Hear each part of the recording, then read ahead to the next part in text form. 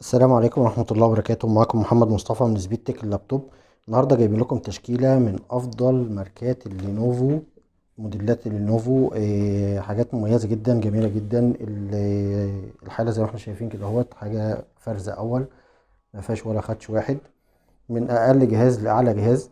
هنشوف مع بعض كده مواصفات أول جهاز معانا وأقل جهاز في الفئات اللي احنا هنعرضها النهاردة. ده اقل حاجه موجوده في الجهاز الفئات اللي هنعرضها النهارده. معالج اي 5 جيل تاني فئه الام، حاجه مميزه جدا، برامات 4 قبل الزياده طبعا، وهارد 320، وعليه كارت شاشه انتل اتش دي جرافيك 3000 بيعلى لحد 1.6 جيجا هرتز. تصميم مميز جدا وجميل جدا. الزراير الاختصارات الموجوده في الكيبورد اللي فوق، الميوت والاب والداون بتاع الفوليوم، والميوت بتاع المايك، والزرار بتاع السينك باد المميز جدا. وفي لمبات البيان الموجوده هنا اهوت، البلوتوث الواي فاي واللود بتاع الهارد. والجهاز مزود معانا ببصمه هنا اهوت، بصمه للامان. والتصميم المميز بتاع الماوس بتاع السينك باد في فئه اللينوفو. مداخل المخارج بتاعه الجهاز دوت. معانا اول حاجه هنا اللوك، الهيدفون جاك، الايثرنت، المدخل يو اس بي 3، وفوقيه المدخل بتاع الاس دي كارد. وفي الناحية التانية هنا اهوت اللوك بتاع الواي فاي، بيقفل ويفتح الواي فاي. واحدة يو اس بي 3، واحدة الديسبلاي، واحدة الديسبلاي سي ار تي، ويو اس بي 2، والمخارج بتاعة التبريد بتاعة الفانة. وفي الظهر هنا اهوت المدخل بتاع الشاحن. حاجة جميلة جدا وسليم جدا ومميزة جدا، للحركة سهلة في الشيل بتاعه. مش وزن خفيف ولا حاجة، اللي هو الحاجات اللي الناس اللي بتستقبل محتاجة لابتوب ميني. حاجة مميزة جدا وجميل جدا. نشوف الجهاز اللي بعده. الجهاز اللي بعده معانا هنا اهوت الاكس 240. نقدر نقول ان هو نفس الفئة، بس مواصفات مختلفة شوية وتصميم مختلف اكتر كتير من اللينوفو ال 220. حاجة مميزة جدا. البروسيسور اللي عليه اي 7 جيل رابع، وعليه رامات 4 طبعا برضو قبل الزيادة، وعليه كارت شاشة انتل اتش دي جرافيك فاميلي بيعلى لحد 2 جيجا، وعليه هارد 128 اس اس دي. والتصميم بتاعه المميز الجميل دوت. الماوس نازل بالتصميم الجديد، القطعة واحدة، اللي هو البلتي ان، الكليكات بتاعته بلتي ان. حاجة جميلة جدا، شيك جدا. ومزود ببصمة برضو. اغلب فئات اللينوفو مزودة ببصمة للامان، لان هو اكتر شغله بيستهدف الناس، الفئات اللي هي بتشتغل في مكاتب وكده هوت، وعايزين امان للخصوصيه بتاعتهم والشغل بتاعهم. التصميم بتاع الظهر بتاعنا مميز جدا، واللمبه بتاعه البيان اللي موجوده في حرف الاي بتاعه سينك باد. في معانا هنا اهوت المدخل اللوك، مدخل كابل الانترنت الايثرنت، وشريحه البيانات، والاس دي كارد، وواحده يو اس بي 3 شغاله باور، والهيدفون جاك الناحيه دي. وفي من الجنب التاني المدخل بتاع الفيزا والديسبلاي الميني، وواحدة يو اس بي 3، والسي ار تي، والمخارج بتاعة التبريد، وجنبهم المدخل بتاع الشاحن. تصميم مميز جدا وجميل جدا وشيك. نازل ببطارية دبل عشان يستحمل فترات ضغط شغل كبيرة برا الشغل، بعيد عن مصدر كهرباء يعني. جميل جدا وشيك جدا. نشوف الفئة اللي بعدها. معانا الفئة اللي بعدها على طول التي 420 اس. طبعا الجهاز دوت نازل منه حاجتين، في 420 بس، و 420 اس. 420 اس دوت الحاجات اللي هي سليم زي ما احنا شايفين كده اهوت، بيبقى مميز ان هو سليم اكتر. المواصفات بتاعت الجهاز دوت.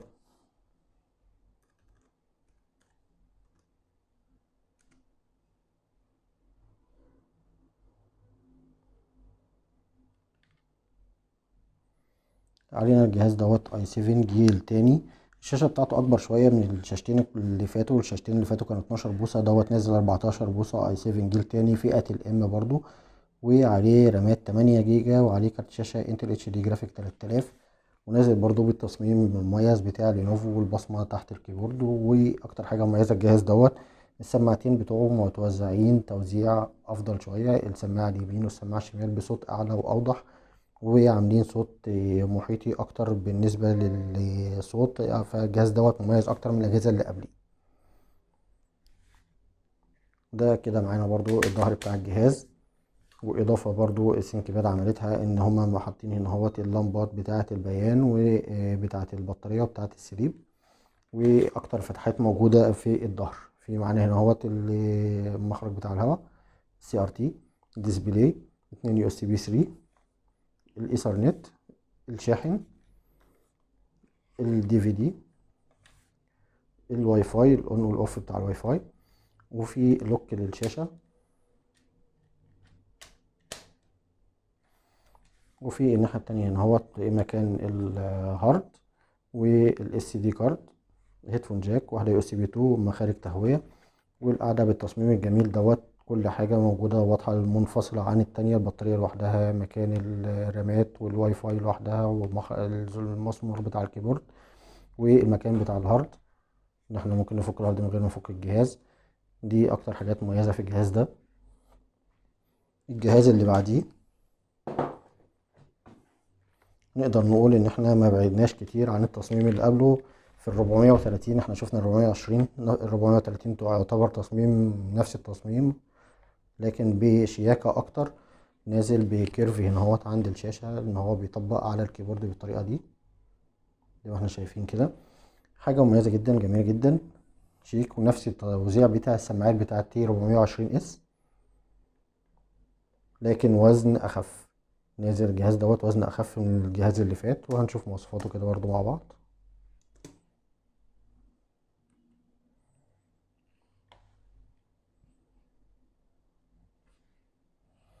الجهاز دوت نازل اي 7 جيل تالت ام، رامات 4 وطبعا قابلة للزيادة، وعليه كارت شاشة اقوى شوية اتش دي جرافيك 4000 بي على 1.7 جيجا هرتز.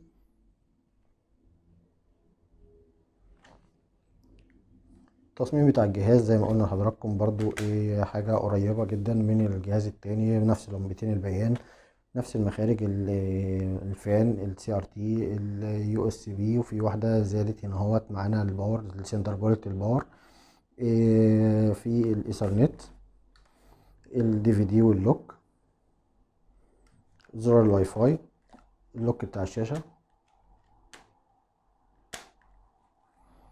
والجنب التاني هنا اهوت المدخل بتاع الاس دي كارد، هيدفون جاك، واحدة يو اس بي 3.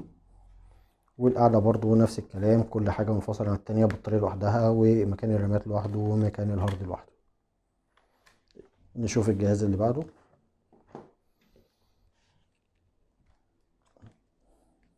تي 440 اس. الجهاز دوت نزل عمل بجد ضجة كبيرة بسبب وزنه المميز جدا والخفيف جدا.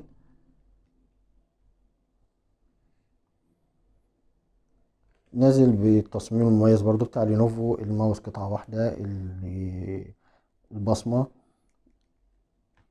خفوا شوية الزحمة فيه، يعني مبقاش فيه زحمة كتير اللي هو زراير كتير اللي احنا مش هنستخدمها، لا بقى كل حاجة موجودة بيلت ان في الكيبورد، الفوليوم الاب والداون، الاختصارات، الكلام ده كله في الفانكشن بتاع الكيبورد. المواصفات بتاعت الجهاز دوت نازل اي 7 الرابع برامات 8، وكارت شاشة انتل اتش دي جرافيك اب تو 2 جيجا. نازل بالتصميم المميز وتصميم جديد اللي هو يعتبر الشاشة نازلة سليم جدا زي ما احنا شايفين كده، مش زي الشاشات التانية. والحجم بتاع الجهاز نفسه سليم ورفيع اكتر. في معانا المداخل المخارج بتاعته، اللوك والسي ار تي، الاتش دي ام سوري الايثرنت، واحده يو اس بي 3، والمدخل بتاع شريحه البيانات وكارت الميموري اللي تحتيها على طول، الاس دي كارد، وفي الهيدفون جاك، وفي الجنب التاني هنا اهوت المدخل بتاع الفيزا، واحده يو اس بي 3 شغاله باور، والديسبلاي والسندر بولت في نفس الوقت، وواحده يو اس بي 3، والمدخل بتاع الشاحن. ودي القاعدة بتاعت الجهاز. الجهاز دوت بقى مميز في ان هو البطارية بتاعته بتعيش عمر اطول، والحجم نفسه الوزن نفسه خفيف جدا. نشوف الجهاز اللي بعده.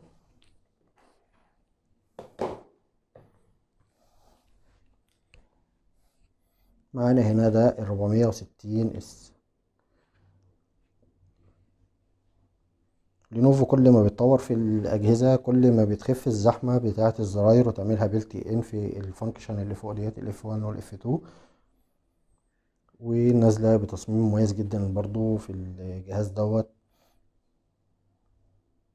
الجهاز دوت نازل منه النسخة دي موجودة بدون بصمة لكن بريزوليشن شاشة أوضح، اهتموا هنا بالريزوليوشن بتاع الشاشة، واهتموا بان اللايت كيبورد تكون باك لايت موجودة في الكيبورد نفسه، مش مجرد ليد موجود فوق موجه للكيبورد. التصميم بتاع الجهاز شيك جدا، الشاشة بتاعته ألوانها عالية جدا.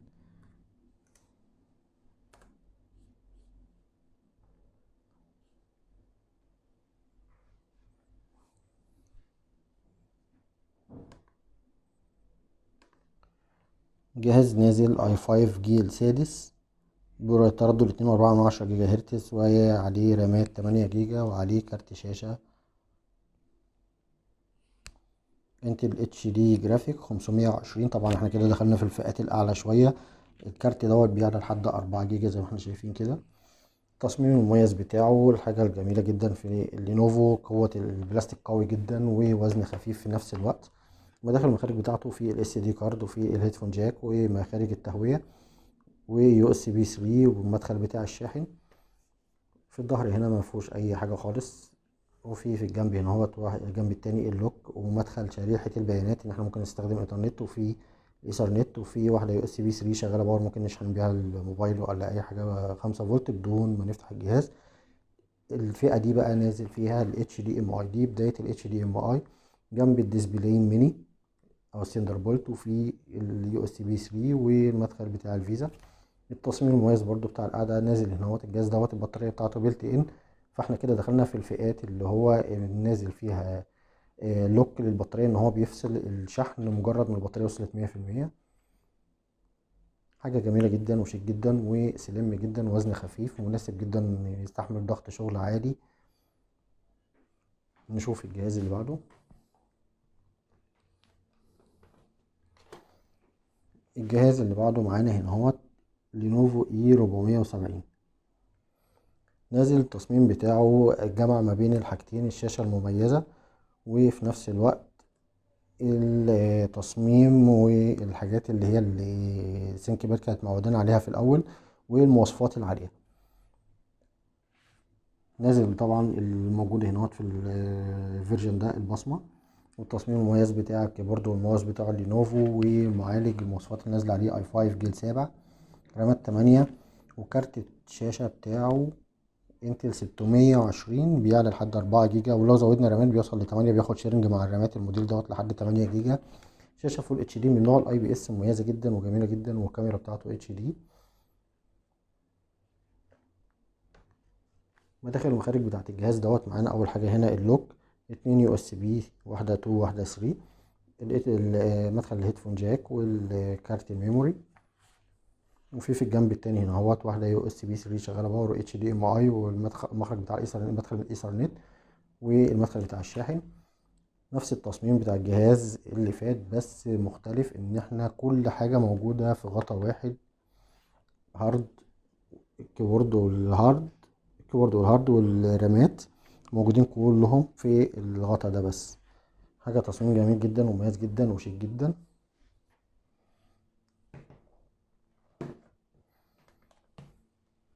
نيجي بعد كده نخش على فئة التي 460.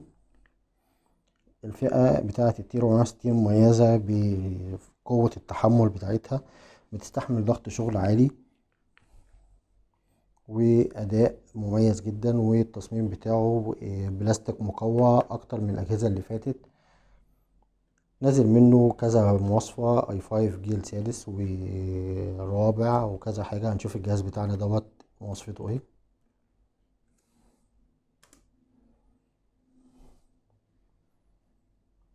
الجهاز دوت نازل اهو بمعالج i5 جيل سادس ورامات 8، وعليه كارت شاشة انتل اتش دي جرافيك 520 بيعلى لحد 4 جيجا. شاشة فول اتش دي من نوع الاي بي اس برضو.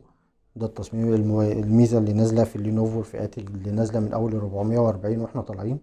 التصميم المميز بتاع البلاستيك المقوى بتاع اللينوفو. استغنوا هنا عن البصمة، لكن ادوني شاشة كويسة وكاميرا ممتازة وتوزيع صوت كويس. معانا هنا اول حاجة اللوك اتش دي ام اي، واحدة سنتر ايثرنت، يو اس بي 3 شغالة باور، الاس دي كارد، والمدخل بتاع شريحة البيانات. وفي الجنب التاني هنا اهوت المدخل بتاع الفيزا، يو اس بي 2، السندر بولت الاي دي، واحدة يو اس بي 3، وجنبهم المدخل بتاع الشاحن. القاعدة بتاعتنا هنا اهوت فيها البطارية الدبل تستحمل فترات شغل اطول. والتصميم المميز دوت المصمت خالص، اللي هو الجهاز كله يعتبر قطعة واحدة، ودي حاجة مميزة جدا في لينوفو، ان هي بتخلي لك الجهاز كله حاجة متكافئة مع بعضها، ما يجمعش حاجة من هنا وحاجة من هنا، لا ده هو الجهاز كله قطعة واحدة، فبتلاقي الجهاز سريع وجميل جدا.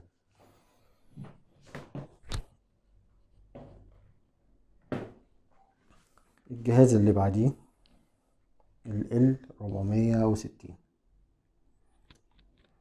في الجهاز دوت جمعوا لنا حاجات كتير مع بعض، البصمة مع الأداء مع الكفاءة مع المواصفات المميزة مع الكاميرا والسنسور بتاعها بتاع الإضاءة، مع قواعد تعلية اللي هي تحفظ لي الشاشة من الاحتكاك بالكيبورد. مواصفات الجهاز دوت نازلة اي 5 جيل سادس برامات 8، وعليه كارت شاشة انتل اتش دي جرافيك 520 اب تو 4 جيجا. زي ما قلنا لحضراتكم نازل بنفس التصميم المميز بتاع اللينوفو، كيبورد وماوس، ومزود ببصمة زي ما احنا شايفين كده. معانا المداخل والمخارج بتاعة الجهاز، معانا اللوك، السي ار تي، الايثرنت، السندر بولت، واحدة يو اس بي 3، واحدة يو اس بي 3 تانية شغل باور، ومدخل بتاع الشريحة.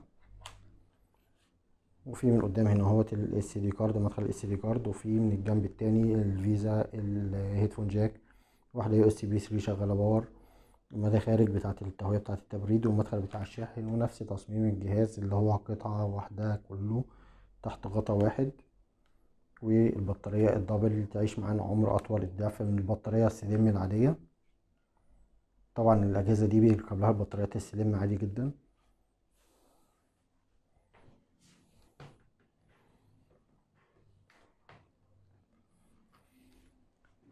الجهاز اللي بعده احنا علينا شوية وهنوصل لفئات أقل من الجهاز دوت، بس عدينا لحد التي 480.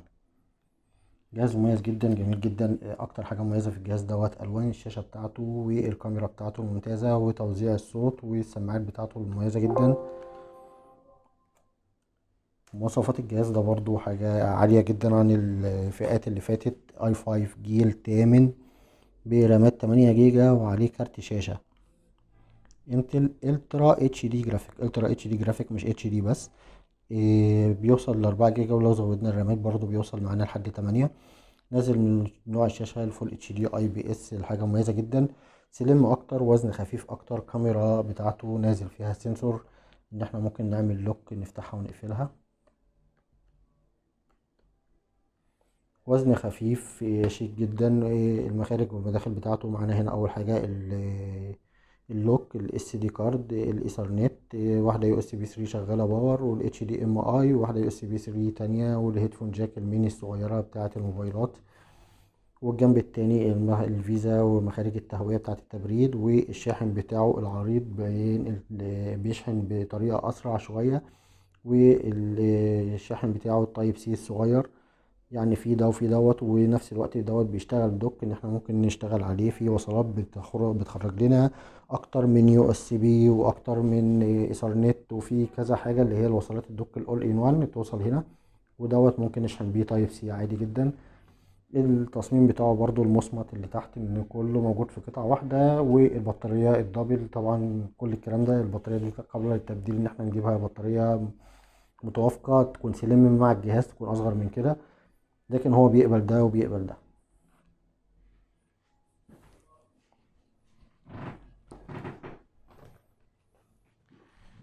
نيجي للجهاز اللي بعده، او نقدر نقول اللي قبله كمان، ده نازل تي 470. جهاز تي 470 دوت نازل منه فئتين، 470 و 470 اس.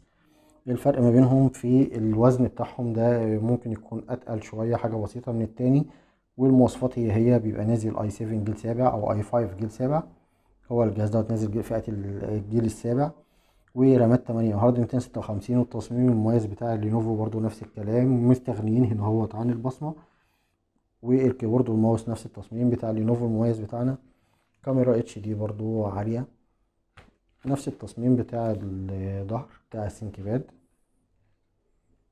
مخارج تهوية للفيزا. هنا اضافوا لنا التايب سي، واحدة يو اس بي اللي هي 3 يو اس بي 3، والمدخل بتاع الشاحن. وفي الجنب هنا التاني اللوك، المدخل بتاع الاس دي كارد، الايثرنت، واحدة يو اس بي 3 شغالة باور اتش دي ام اي، واحدة يو اس بي 3 تانية، والهيدفون جاك. والتصميم المميز برضو بتاعنا اللي هو نازل قطعة واحدة. حاجة جميلة جدا في الأجهزة السليمة بتاعت اللينوفو. بلاستيك بتاعها بيبقى قوي جدا وبيستحمل ضغط شغل عالي.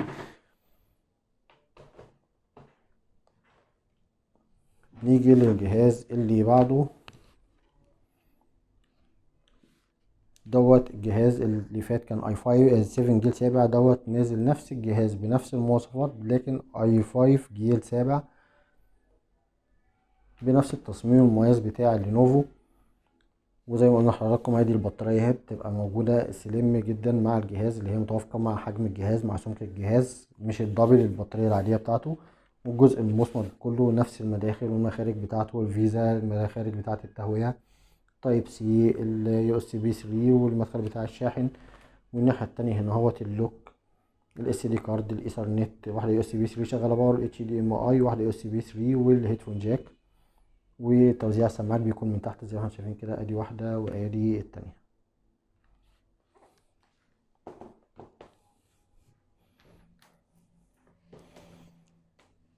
الفئة اللي بعديها بقى الاكس 1 كربون. دول جهازين اكس 1 كربون، نشوفهم واحد واحد. ده جهاز نازل الترا سليم، مش سليم بس، الترا سليم، لدرجة ان السمك بتاعه يدوب على قد اليو اس بي. جهاز نازل بمواصفات ممتازة جدا. هنشوف دلوقتي كده مواصفات الجهاز.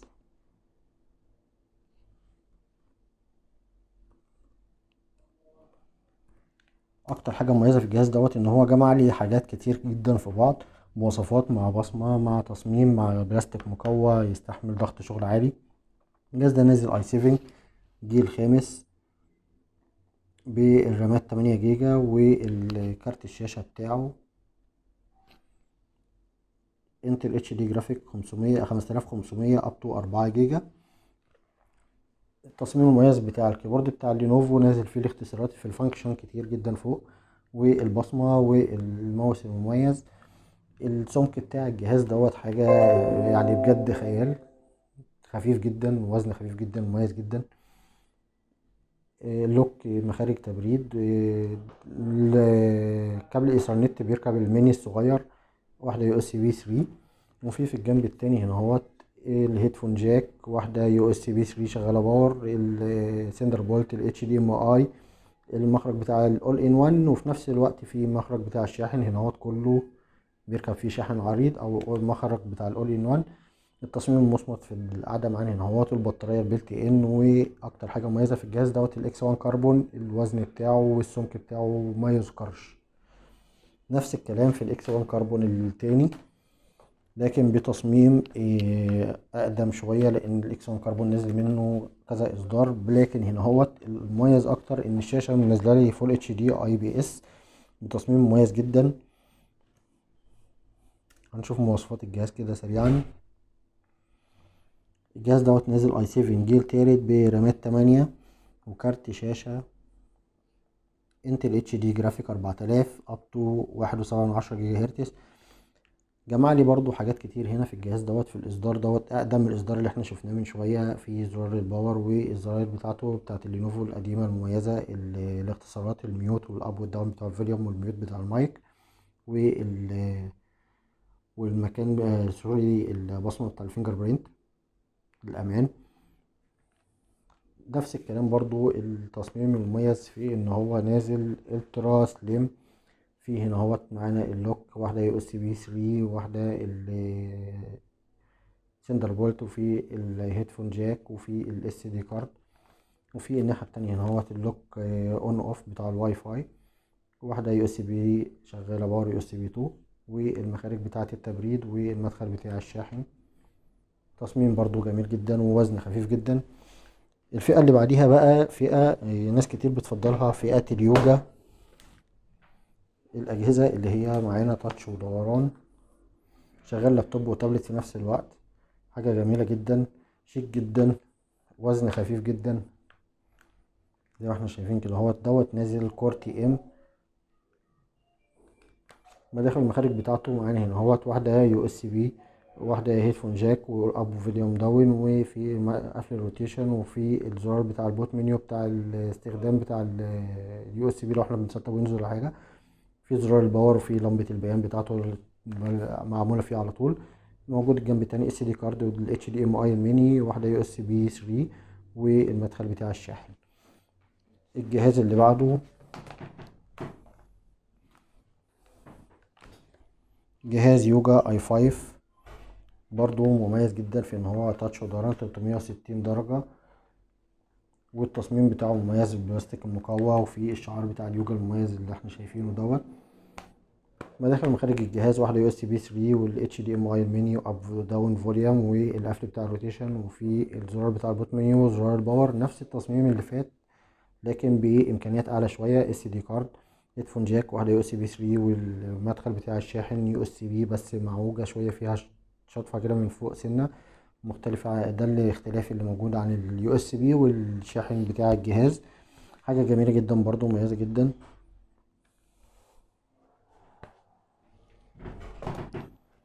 نيجي لاخر جهاز موجود معانا واكتر جهاز مميز وبفضله، جهاز يوجا تو برو. الجهاز ده نازل اي 7 جيل رابع بشاشة 4K مميزة جدا، وصوت دولبي. حاجة جميلة جدا، شيك جدا. تاتش ودوران 360 درجة، بيشتغل لابتوب وتابلت في نفس الوقت. حاجة جميلة جدا، شيك جدا. شاشته 4K، ودي اكتر حاجة مميزاه. اي 7 جيل رابع برامات 8، هارد 256 اس اس دي، والكيبورد بتاعته المضيئة الجميلة. المداخل والمخارج بتاعت الجهاز هنا اهوت. المدخل بتاع مخرج يو اس بي 3 شغال باور، والهيدفون جاك، وفوليوم اب وداون، وقفل الروتيشن، وفي زرار الباور الناحيه دي. وفي الجنب التاني هنا اهوت الاس دي كارد، واحده اتش دي ام اي ميني، واليو اس بي 3، والمدخل بتاع الشاحن، والقاعده المصمطه بتاعت الجهاز مميز جدا، ووزن خفيف، وامكانيات مميزه جدا. بتمنى تكون التشكيلة دي عجبتكم، ونشوفكم في فيديو تاني ان شاء الله. ونتمنى تعملوا لايك ومتابعة للقناة، ونشوفكم في فيديو تاني ان شاء الله. والسلام عليكم ورحمة الله وبركاته.